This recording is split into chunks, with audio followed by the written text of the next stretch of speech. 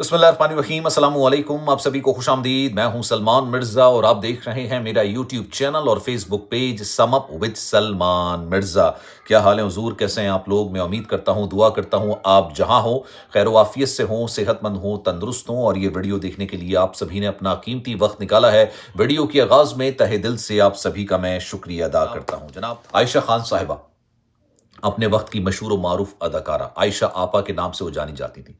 जिस तरीके से, जिस खामोशी के साथ वो मौत के मुंह में गई, जिस तरीके से वो अपने घर के अंदर 7 रोज तक मुर्दा हालत के अंदर पड़ी रही और पूरी दुनिया तो छोड़िए, उनके बच्चों को कानो कान खबर नहीं हुई कि उनकी वालिदा मौत के मुंह में जा चुकी हैं। जिस खामोशी के साथ मौत ने उनको अपनी आगोश में लिया, उसी खामोशी के साथ उनकी तदफीन कर दी गई। और उनकी आखिरी रसूमात में उनके जनाजे, उनकी तदफीन में वो मनाजिर देखने को मिले जो यकीन कीजिए किसी लावारिस लाश की तदफीन में भी देखने को नहीं मिलते।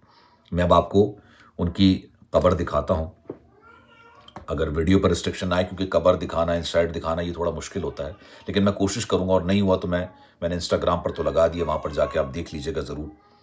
उनकी कब्र पर ना, किसी की भी कब्र होती है, किसी को भी दफना के वहाँ से निकलते हैं ना, तो कम से कम उस पर फूल चढ़ा दिए जाते हैं।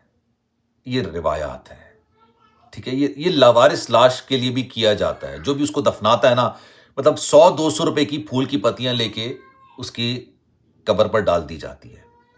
आयशा आपा, जिन्होंने एक वक्त पाकिस्तान की ड्रामा इंडस्ट्री को दिया, उनकी तदफीन में कोई भी ड्रामा आर्टिस्ट मौजूद नहीं था। अब इनके बच्चों के बारे में, कुछ चीज़ों के बारे में मुझे बड़ी डिटेल में कुछ इन्फॉर्मेशन मिली है, मैं आज आपके सामने शेयर करता हूं। लेकिन ये हम सब के लिए ना एक आई ओपनर है। आप यकीन जानिए, हम सब के लिए एक आई ओपनर, ये आंखें खोलने के मुतरादिफ है कि आपके लिए, आपको लगता है कि आपका सरमाया आपकी औलाद है। और मैं वैसे ये जेनेरिक किस्म का मैं स्टेटमेंट कभी नहीं देता, जब कभी नहीं देता। बहुत सारे बच्चे ऐसे हैं जिनके लिए उनकी कुल कायनात उनके वालिदैन होते हैं। वो हर चीज को दांव पे लगा देते हैं, लेकिन अपने वालिदैन की माथे पर शिकन नहीं आने देते। लेकिन आयशा आपा साहिबा के साथ क्यों इस तरह के मामलात हुए? उनका जो जसद खाकी आप कह लें, उनकी जो मैयत को लेने के लिए जब उनका बेटा आया तो उसने कहा कि मुझे कोई पोस्टमार्टम नहीं कराना, तबई मौत है। और सुनने में आया है, मैं फिर आपको कह रहा हूं, जो पुलिस वालों ने, जो जाहिर सी बात है, उन्होंने कहा कि भाई आप पोस्टमार्टम कराना चाहते हैं तो हम कर सकते हैं। उन्होंने कहा नहीं जनाब, पोस्टमार्टम क्यों कराना, ये तो तबई मौत है और जरा जल्दी कीजिए, हमें जाना भी है। जिस तरह की बातें सुनने को मिली हैं, एक एक करके मैं आपको बताता हूं। जनाब हुआ ये, आयशा आपा को सखी हसन के कब्रिस्तान में, सखी हसन कराची का बड़ा मशहूर कब्रिस्तान है, उनके वालिद के पहलू में सुपुर्द खाक कर दिया गया। एक ही कब्र है, उसको 2 हिस्सों में तकसीम किया गया, बीच में ईंटें लगाई गई। और एक कब्र, क्योंकि अब आपको पता है कराची के अंदर कब्रिस्तानों की हालत यह है कि कब्र पर कब्र बनाई जाती है। कुछ अरसे अगर आप अपने प्यारों की कब्र पे नहीं जाते तो उसको मलिया मेट कर दिया जाता है। वहाँ पे जो गोरकन होते हैं ना, वही सारे काम कर रहे होते हैं। अब उन्होंने क्या किया कि एक इजाफी कब्र बनाई, जो कि जगह नहीं थी लेकिन फिर भी बनाई, और उसके बाद उनके अपने वालिद के पहलू के अंदर उनको सुपुर्द खाक कर दिया गया। ये भी बताया गया कि जनाब जब ये तदफीन के मराहिल में उनका एक बेटा मौजूद था, एक बेटा गालिबन मलेशिया में है और एक जो बेटी है वो लंदन के अंदर है। मैं कंफर्म नहीं हूँ, लेकिन कुछ मुझे नाम पता चले हैं। उनमें से एक का नाम अहमर है, एक का नाम अहमद है और बेटी का नाम आलिया है। एक बच्चा गालिबन शायद आया था उनकी मैयत को लेने के लिए और उसी ने आखिरी रसूमात अदा की। और ये सुनने में आया कि जनाब ये था कि यार बस जल्दी करें, फिर हमें जाना भी है। मतलब ये हमारे लिए, यकीन जानिए, मैं अब ये अल्फाज अदा कर रहा हूँ ना, मेरी शायद ज़बान और अल्फाज मेरा साथ नहीं दे रहा है। एक ऐसी खातून जो कि नफीस खातून, मिलनसार खातून, आखिरी अयाम हद तक वो लोगों से बात करती थी, इंटरेक्ट करती थी। उनके मोहल्ले वालों तक ने ये बताया कि जनाब काफ़ी वो मिलनसार किस्म की खातून थी, लेकिन फिर जब उनका पाँव में फ्रैक्चर हुआ तो बिल्कुल खामोश हो गई। आखिरी अयाम उन्होंने जिस तकलीफ में गुजारे हैं ना, जिस तकलीफ में गुजारे हैं, मतलब उन्होंने शायद खुद से बातें करना शुरू कर दी थी। अकेलापन जो है ना, वो बड़ा तकलीफ दे होता है, बड़ा तकलीफ दे होता है।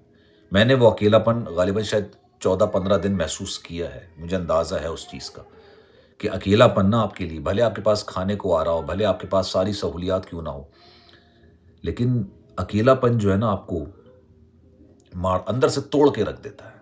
आपके अंदर ना जीने की जो एक ख्वाहिश होती है वो ख़त्म हो जाती है। फिर दूसरा, आपकी औलाद अगर आपसे मुंह मोड़ ले, तो मैं क्या उसके लिए अल्फाज इस्तेमाल करूं यार। कहते हैं कि वालिदैन के साथ वो सलूक करना चाहिए कि आप उनके सामने उफ तक ना कर सकें, उफ तक ना कर सकें, माथे पे शिकन ना आ सके। لیکن ہم سب گنہگار ہیں، ہم سب گنہگار ہیں، ہم والدین کے ساتھ کی نافرمانی بھی کر لیتے ہیں، ان سے اونچی آواز میں بات بھی کر لیتے ہیں، لیکن یار اتنا کوئی سخت دل، بدظن، پتھر دل ہو سکتا ہے کہ اب اس کی ماں جس کے قدموں میں اس کے لیے جنت ہے، وہ 7 روز تک ایک گھر کے اندر مردہ حالت میں پڑی ہوئی ہے، اور اس سے پہلے کتنے عرصے تک مردہ بن کے گھوم رہی ہوگی گھر کے اندر، بھوت بن کے گھوم رہی ہوگی گھر کے اندر.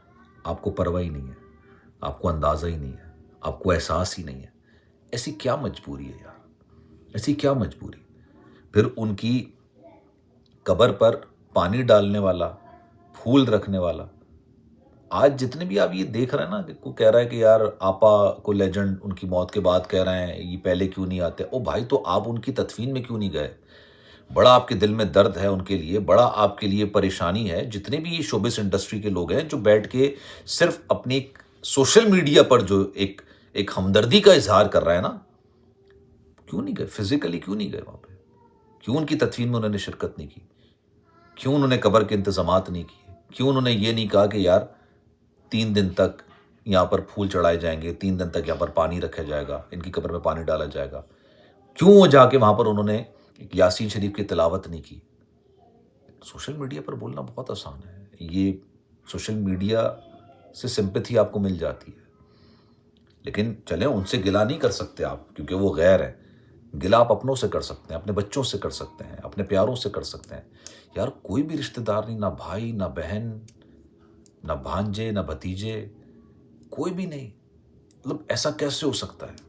انسان اتنا اکیلا کیسے ہو سکتا ہے؟ ہوتے ہیں اکیلے، میں یہ نہیں کہہ رہا کہ نہیں ہوتے، ہوتے ہیں، لیکن اتنا پیسہ کمایا، اتنی ساری چیزیں کی، لیکن اس کے باوجود اب آج جو ہے نا فلم انڈسٹری، میڈیا انڈسٹری، میں تو اس کا شکار رہا ہوں، اس لیے میں آپ کو سامنے بات کہتا ہوں.